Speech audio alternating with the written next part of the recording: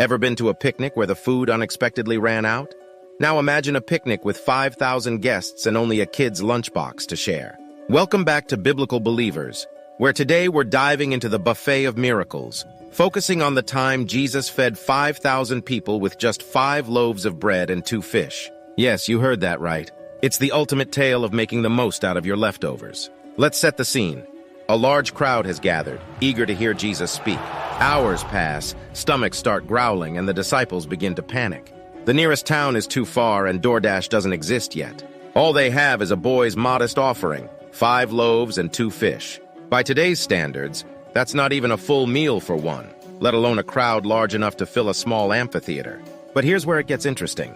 Jesus takes this meager meal, looks up to heaven, and gives thanks. Then, as if he's the first to master the art of meal prep, he starts distributing food to everyone.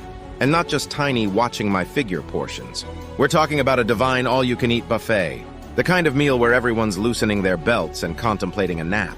The beauty of this story isn't just in the miraculous multiplication of food, but in the lessons it serves up.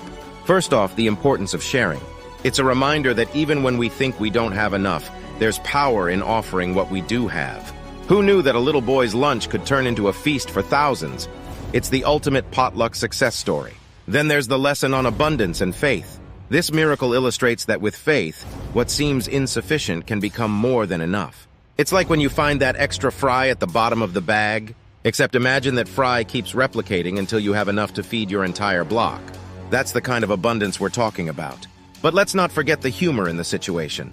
Picture the disciples' faces as they keep distributing food, expecting it to run out, only to find they have leftovers. It's the biblical equivalent of finding extra pizza slices every time you reach back into the box. Talk about a loaves and fishes party trick that would make Jesus the most popular guest at any gathering.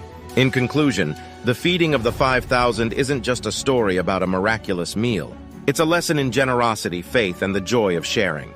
It teaches us that no contribution is too small and that there's enough to go around when we come together. Thanks for tuning in to Biblical Believers. If this story has filled you with inspiration or just made you hungry, don't forget to like, share, and subscribe for more divine tales and spiritual snacks. Until next time, keep sharing your loaves and fishes, and who knows, you might just create a miracle of your own.